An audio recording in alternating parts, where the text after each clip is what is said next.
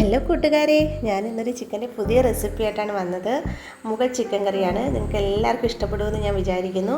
നന്നായിട്ട് കഴുകി വൃത്തിയാക്കി വെച്ചിരിക്കുക ചിക്കൻ. ഇനി അതിന് വേണ്ട പൊടികൾ: മഞ്ഞൾപ്പൊടി വേണം, കുരുമുളക് പൊടി വേണം, മുളക് പൊടി വേണം, മല്ലിപ്പൊടി വേണം, പിന്നെ പെരുംജീരകത്തിൻ്റെ പൊടി വേണം, കുറച്ച് ചെറിയ ജീരകത്തിൻ്റെ പൊടി വേണം, കസൂരി മെത്തി, കുറച്ച് കറിവേപ്പില.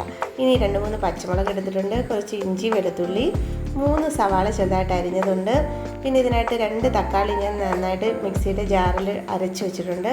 ഇതൊരു പിടി കശുവണ്ടി പരിപ്പ്, ഇനി ഒരു പുളിയില്ലാത്ത കുറച്ച് തൈര്. ഇത്രയും സാധനങ്ങളാണ് വേണ്ടത്. ഉപ്പും വേണം. ഇനി ഉപ്പും മഞ്ഞൾപ്പൊടിയും കുരുമുളക് പൊടിയും ഇട്ട് നന്നായിട്ടൊന്ന് മിക്സ് ചെയ്ത് വെക്കണം കുറച്ച് നേരം. ഇനി അതിനെ നമുക്കൊന്ന് ചെറുതായിട്ടൊന്ന് ഫ്രൈ ചെയ്തെടുക്കേണ്ടതായിട്ടുണ്ട്. നന്നായിട്ടൊന്നും ഫ്രൈ ചെയ്യേണ്ട, ചെറുതായിട്ടൊന്ന് ഫ്രൈ ചെയ്തെടുത്താൽ മതി. ഇതിനായിട്ട് എടുത്ത ഓയിൽ ഞാൻ സൺഫ്ലവർ ഓയിലാണ് എടുത്തത്.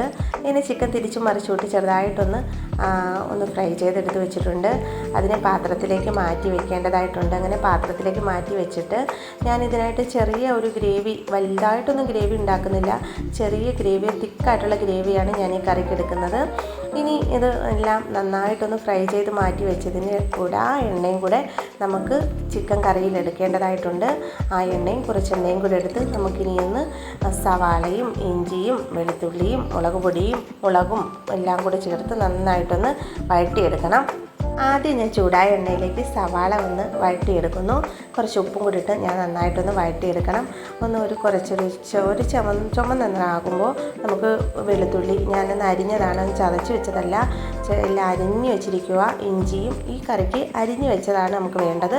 ഇഞ്ചിയും ഒരു 3 പച്ചമുളകേ ഉള്ളൂ, 3 പച്ചമുളകും കൂടി ചേർത്ത് ഒന്ന് അരിഞ്ഞ് വെച്ചിട്ടുണ്ട്. അതെല്ലാം കൂടി ചേർത്ത് വഴറ്റിയെടുക്കുന്നു. കൂടെ തന്നെ ഞാൻ കുരുമുളക് പൊടി ഇട്ടിട്ടുണ്ട്. അതിൻ്റെ കൂടെ കുറച്ച് ജീരകത്തിൻ്റെ പൊടിയും ഒരു 3-4 സ്പൂണ് കാശ്മീരി ചില്ലി പൗഡർ ഇട്ടിട്ടുണ്ട്. ഇനി അതുപോലെ തന്നെ അതേ അളവിൽ ഒരു 4 സ്പൂണ് മല്ലിപ്പൊടി ഇടണം. ഇതിൻ്റെ എല്ലാം പച്ചമണം മാറുന്നവരെ നന്നായിട്ടൊന്ന് ഇളക്കി കൊടുക്കണം. 2-3 മിനിറ്റ് ഇതൊന്ന് ഇളക്കി കൊടുത്തിട്ട് ഇനി നമുക്ക് ഫ്രൈ ചെയ്ത് വെച്ചിരിക്കുന്ന ചിക്കൻ ഇതിലേക്ക് ഇടേണ്ടതായിട്ടുണ്ട്. അങ്ങനെ ഫ്രൈ ചെയ്ത് വെച്ച ചിക്കൻ ഇതിലേക്ക് ഇട്ടിട്ട് ഞാൻ ഇതിൻ്റെ കൂടെ തന്നെ ടൊമാറ്റോ, ഞാൻ 2 ടൊമാറ്റോ എടുത്തിട്ടുണ്ടായിരുന്നു. അത് ഞാൻ മിക്സിയിലിട്ട് അടിച്ച് വെച്ചിട്ടുണ്ടായിരുന്നു. അതുകൂടെ ഇതിലേക്കിട്ട് ഇനി കുറച്ച് തൈരും കൂടെ ഒഴിച്ച്, തൈരെന്ന് പറയുന്നത് അധികം പുളിയില്ലാത്ത തൈര് എടുക്കണം, അതും കൂടെ ഒഴിച്ച് ഒന്ന് ഇളക്കി അടച്ച് വെച്ച് വേവിക്കേണ്ടതായിട്ടുണ്ട്. അപ്പോൾ ചിക്കനിൽ നിന്ന് തന്നെ വെള്ളം ഇറങ്ങും. കുറച്ചുകൂടെ വെള്ളം നമുക്കിനി പിന്നെ ആഡ് ചെയ്താൽ മാത്രം മതിയാകും. ഇനി ഇതിലേക്ക് ഒരു 1/2 ഗ്ലാസ് ചൂടുവെള്ളം മാത്രമേ ഞാൻ എടുക്കുന്നുള്ളൂ. ചൂടുവെള്ളമാണ് എടുക്കേണ്ടത്. അതും കൂടെ എടുക്കുമ്പോഴത്തേന് നല്ല തിക്ക് ഗ്രേവി നമുക്ക് കിട്ടും. അതും കൂടെ നന്നായിട്ട് ചേർത്ത് ചിക്കനിലെല്ലാം മസാലയും പിടിച്ച് നന്നായിട്ടൊന്ന് ഇളക്കിയിട്ട് ഇതൊന്ന് അടച്ച് വെച്ച് വേവിക്കണം. ഒരു 10 മിനിറ്റ് നന്നായിട്ടൊരു ഹൈ ഫ്ലെയിമിൽ കിടന്ന് നന്നായിട്ടൊന്ന് മസാല എല്ലാം പിടിച്ച് ചിക്കൻ ഒന്ന് വേകണം. വെന്ത് കഴിഞ്ഞെന്നെല്ലാം ഒന്ന് നോക്കി നല്ലൊരു മണം കിട്ടും. പിന്നെ ഞാനൊരു പിടി കശുവണ്ടി പരിപ്പ് ഇങ്ങനെ അരച്ച് വെച്ചിട്ടുണ്ടായിരുന്നു.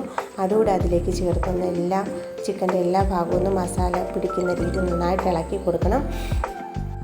കൂടെ തന്നെ ഒരു ചെറിയ നുള്ള് കസൂരി മേത്തിയും കറിവേപ്പിലയും കൂടി ഇടുന്നു. ഇതിനകത്ത് എൻ്റെ കയ്യിൽ മല്ലിച്ചപ്പില്ലായിരുന്നു. മല്ലിച്ചപ്പാണ് കൂടുതൽ ഫ്ലേവർ കിട്ടുന്നത്.